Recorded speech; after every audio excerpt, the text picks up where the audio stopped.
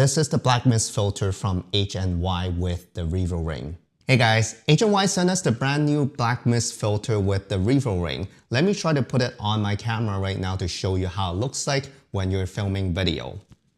All you need to do is to rotate this ring clockwise and the inner ring will contract and you just need to place it onto your lens filter thread, let go and rotate it around 45 degrees to make it secure. As you can see, the light in the back, it's a lot bloomier. The light source looks bigger and softer. This is the effect of putting a mist filter onto a lens when you're filming or taking photos. And this is the purpose of this Blackmist filter from H&Y. Now we're gonna jump straight into some photos that I've taken of my friends with this filter, and I'll show you the before and after putting on this filter with some of the photos, and you'll see how it looks like. So let's go straight into the computer. All right, the first photo that we're looking at, this is without the Blackmist filter. As you can see, the neon sign is really clear. All the lights are just as a normal photo that you've taken. I was taking the photo with the 56 1.2 lens at f1.2, and this is before putting on the Blackmist filter. I'm gonna show you the after. This is what it looks like after I put on the H&Y Blackmist filter onto the 56 f1.2 lens. And as you can see, the neon sign, it's much more bloomier. As I said before, with any harsh light source, especially a neon sign or a car headlight, you will be able to get that bloomy effect a lot. And you can see that bloomy effect, it's kind of getting onto the model as well. So this will create a really soft highlight roll off, which is always nice when you are taking photos or taking a video, because it's gonna make the skin tone much smoother from the harsh part to the darker part. When we're taking photos, most of the time we'll try to make the skin tone as smooth as possible. A lot of people will do it in post, but with this filter, you don't really have to do it in post. But of course, if you want the harsh light look, then you have to take off the filter. One thing I really like about this filter is it makes the bokeh ball softer and smoother. So before I use the filter, the bokeh balls are having like hard edges, and a lot of time they will have onion rings. This filter actually helps reducing that onion ring effect on bokeh balls, and it makes the bokeh ball softer as well. And of course, again, if the light source is bigger, it will be a big bloomy bokeh ball, which is nice for a lot of photos.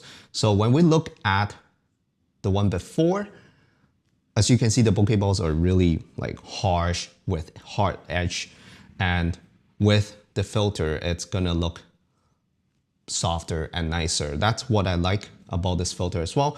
One thing about mist filters is I've used other ones before, and a lot of them actually washed out the entire image when there is any kind of light source in the photo or in the video. That's what I don't like about those ones. But with the H&Y one, the Blackmist filter, as you can see in this picture, everything is really still contrasty, and it doesn't look like everything is washed out. Only the bloomy highlight part is washed out, but the person, the subject is still in focus in high contrast kind of situations. So I really like about this filter. And let me show you some other ones with harsh lights. So as you can see in this photo right here, we have some harsh street lamp behind the model, and we have some other Christmassy kind of lights on the trees. And the tree ones are tiny ones, so they're not harsh light source. This is what happened if you have a hard light source with the H&Y filter applied.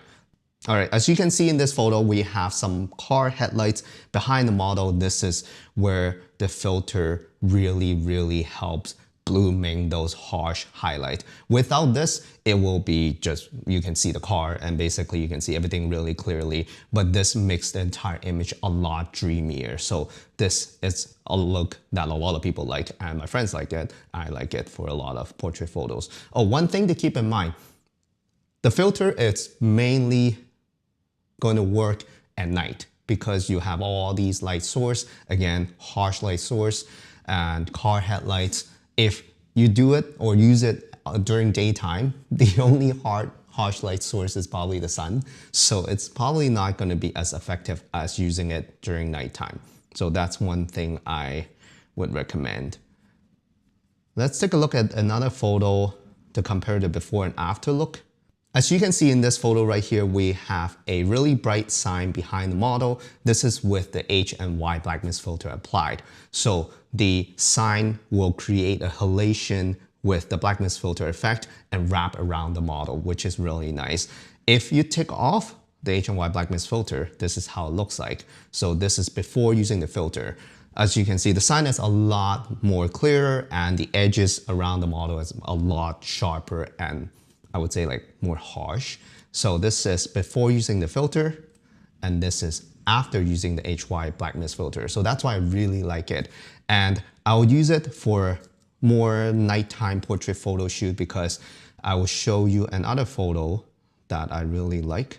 This is another photo that I really like taking with the H&Y Blackmist filter because we were at the parking lot and there were some fluorescent lights at the top, and those lights are usually really harsh when it comes to taking photos with. And with the H&Y Blackmist filters, you can see at the top, it's really blooming and helping to soften the light source. And it's giving a really gorgeous light onto the subject. So this is why I really like this filter, especially for nighttime shoot.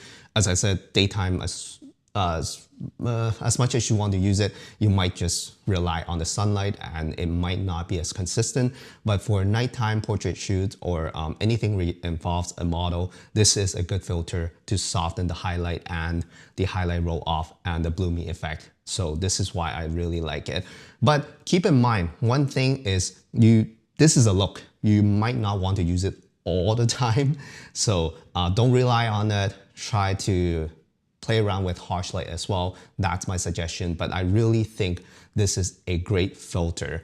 And the price of this filter is actually not bad because it involves or it includes a revoring that I just showed you that you can just mount onto your lens very easily. One thing to keep in mind though, with the revoring, it's really easy to put on to your camera lens, but it's really hard to take it off when you're by yourself because you're holding a camera with one hand and you can't really spin that ring and take it off. So I hope that in the future they will improve the design and make it more of like a one-hand operation, so it's easier for me to take it off completely by just one hand because I'm holding the camera.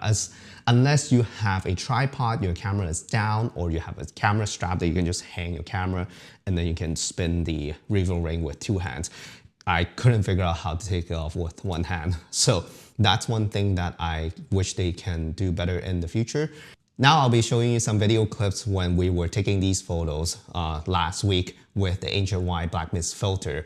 It was a really fun night and I was able to do a little bit of vlogging. I don't know if you guys like it. If you like it, let me know. If you don't like it, let me know as well in the comment section below. So let's jump right into the photo night. Yeah, all right, so we found a location and we have a really nice sunset over there. And I just need to say thank you to Sabrina for holding the camera for me because I will need to get the camera ready. Today we have the Fujifilm X-T4 as the main camera. This is the filter. This is what we're testing today. This is from H&Y filter. If you take a look, there's a really nice pouch and they have included this amazing cap thingy that I didn't know what to do with this at the beginning, because this is actually a magnetic cap that you put on in front of the filter to protect it. It's by magnet and it's by a really strong magnet. So the first time when I put this thing on, I thought I broke the filter because this is glass and this just snap on like really hard. And at the back, this is the back cap, and this is where that makes the H&Y filter a little bit different from other filters. This is their Revoring, not Revel, I always want to call it Revoring. And this Revoring is made for this filter right here. You just basically do a little spin and the ring will contract and you just put it in front of your lens and release, and it will just clamp onto your lens. So you don't have to do the annoying screwing like other ND filters that you see. But there's one thing that is kind of awkward for my lens. This Revoring is for 67mm and 82mm, and the biggest lens I have for my Fujifilm camera has a 62mm filter thread. So I'll need to use a step-up ring. I know this is not how this thing was made for, but I will have to do that. And another lens that I kind of want to try with is the 23mm f2 lens, but unfortunately that lens is even smaller. This is how big the lens is, and the Revoring is like 90mm, so it's going to be awkward. I have no step-up ring for this one. This one has a 43mm filter thread, so it's going to be hard. I might go with a really ghetto way just to put the filter in front of it with my hand, so stay tuned. So now what I'm going to do is to put on the step-up ring onto the 56mm f1.2 lens. This is my go-to lens when it comes to portrait photography. Amazing lens. It's been out for a while, probably like 10 years old, but it's definitely worth it if you are getting into the Fuji mirrorless system, because this is one of the fastest. It has the softest bokeh background, so definitely check that out. So after I put on the step-up ring, this is now a 67mm filter thread. What I need to do is I will just need to turn this clockwise, put on top of the lens, release, and it will just clamp onto the lens already. But there's one thing that you need to do to make sure that the filter is secure on the lens. It's by turning this clockwise for maybe like 45 degrees to make sure that this filter is on it. So the filter is now on. I'm just gonna pack everything up and put the lens onto my camera. So this lens cap, the magnetic one, you can still use it for the lens. But another thing that you need to watch out for is you cannot use a lens hood obviously after you put onto the filter onto the lens. So that's one thing. If you want to use a lens hood to cut out like flares, there's no way that you can do it with this. So that's one thing. I'm just gonna pack everything and put on the lens, and we'll take some pictures.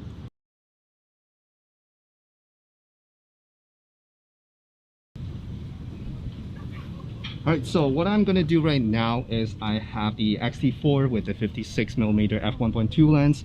I have it set to f1.2. My shutter speed is about 1,000 of a second, and ISO all the way down because the sun is right behind Sean. Thank you, Sean. And he's my model today, and I'm gonna take some photos and see how it looks like with this filter. And the profile that I'm using on the X-T4 is classic chrome. I like this profile, and I will try to see how it looks like with the filter on. It's just gonna be a upper body shot. I noticed that with this filter on, the camera might be a little bit having a little bit of trouble focusing, probably because of the haze in front of the lens right now, especially when this is an older lens, so it's gonna have a little bit more trouble focusing, but that's okay. It's my first time using a Blackmist filter to take photo, so this is extremely dreamy. This is a 1/4 of a strength. A lot of companies, they do have a 1/8 of a strength and 1/2. I would never go 1/2. It's gonna be like super foggy, and if you go 1/4, it's still a little bit too strong for me, but I think it's okay at this moment. Thank you, Sean. Like, you look great.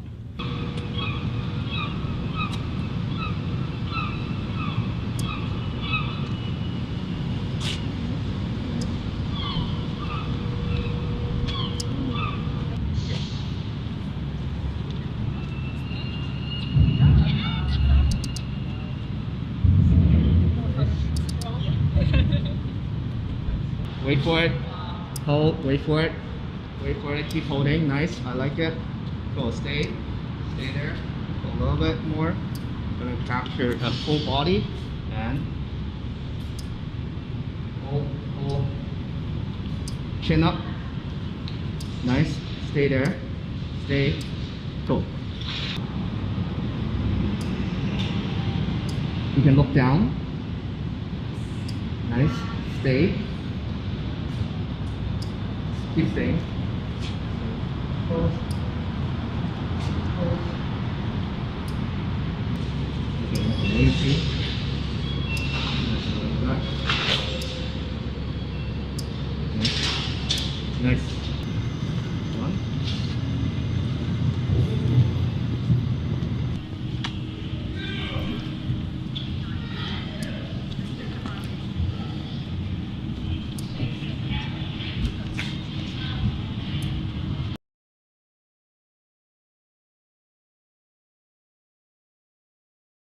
They also have a magnetic black mist filter for the previous Revoring that comes with a variable ND and a circular polarizer filter.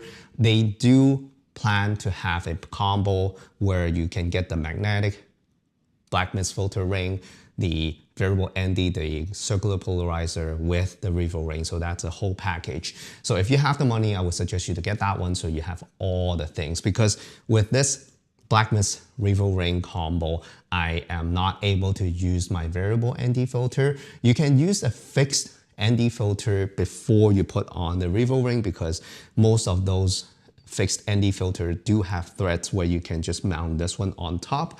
But I would say if you don't have any filters already or if you don't have any variable ND filter, definitely consider getting the biggest size magnetic black mist with the variable ND filter and the circular polarizer with the Revoring, so you have all your filters all in one, basically one system.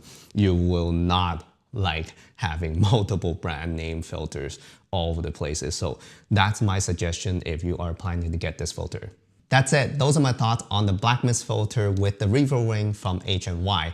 I really like this filter because I am trying to do more and more portrait photography, and this really helps to soothe and soften the highlight roll off of the subject in the photo, and I think that is really nice. I don't have to do anything in post. So this is something that I will use more and more. And as I said before, this is not a look that everyone likes and you don't have to use it all the time. But you know what, like I think it's really flattering, so I really like it. Let us know what you think in the comment section below. Thank you so much for watching and I'll see you in the next one.